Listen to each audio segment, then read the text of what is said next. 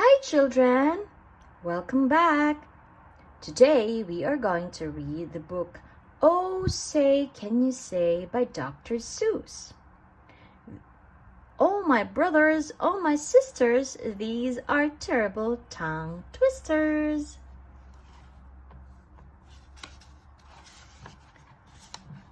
Oh say can you say, said a book reading parrot named Hooey. The words in this book are all fooey. When you say them, your lips will make slips and back flips, and your tongue may end up in St. Louis. Do you like fresh fish? It's just fine at Finny's Diner. Finny also has some fresher fish that's fresher and much finer. But his best fish is his freshest fish, and Finny says with pride, "The finest fish at Finny's is my freshest fish French fried." So don't order the fresh or the fresher fish. At Finny's, if you're wise, you'll say, "Fetch me the finest French fried freshest fish that Finny fries." We have a dinosaur named Din. Din's thin. Din doesn't have much skin, and the bones fall out of his left front shin. Then we have to call in Pinner Blin, who comes with his handy shin pin bin, and with a thin Blin shin bone pin, Blin pins Din's shin bones right back in. Bed spreaders spread spreads on beds. Bread spreaders spread butters on breads. And that bed spreader better watch out how he's pending, or that bread spreader's sure going to butter his bedding. Ape cakes, grape cakes. As he gobbled the cakes on his plate, the greedy ape said as he ate, "The greener green grapes are, the keener keen apes are to gobble green grape cakes. They're great." Are you having trouble in saying this stuff? It's really quite easy for me. I just look in my mirror and see what I say, and then I just say what I see. Now let's talk about money. You should leave your grogs home when you travel by air. If you take him along, they charge double the fare. And your grogs must be packed and locked up in a grogs box, which costs much, much more than a little old fox box. So it's heaps a lot cheaper to fly with your foxes than waste all that money on boxes for grogses. And what do you think costs more, a simple thimble or a single shingle?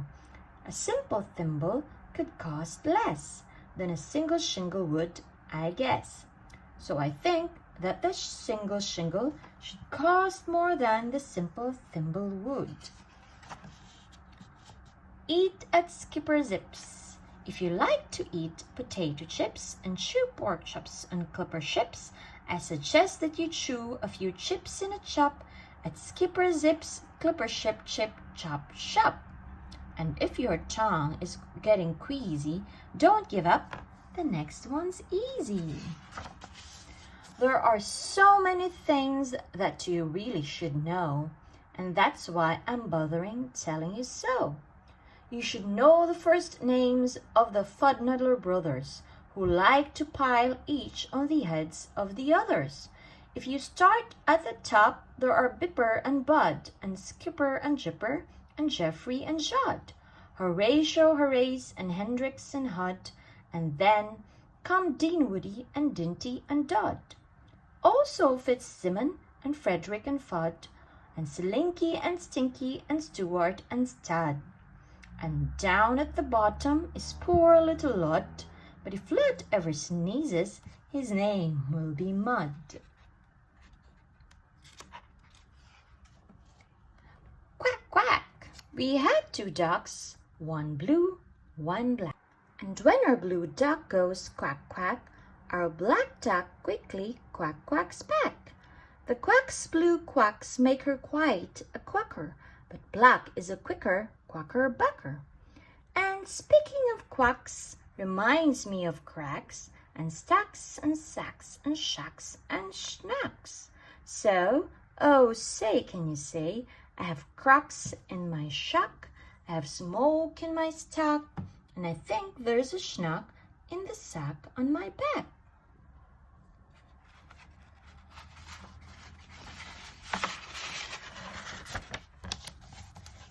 Fritz needs Fred, and Fred needs Fritz.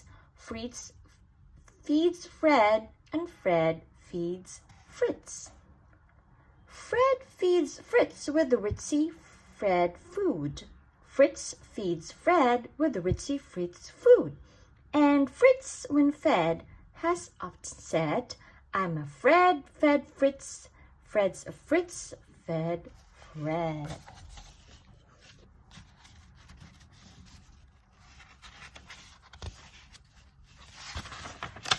How to tell a klutz from a glutz? Well, the glutz, you will notice, has lots of black spots. But the klutz is quite different with lots of black dots. But the big problem is that the spots on a glutz are about the same size as the dots on a klutz. So you first have to spot who the one with the dots is. Then it's easy to tell who the klutz or the glutz is.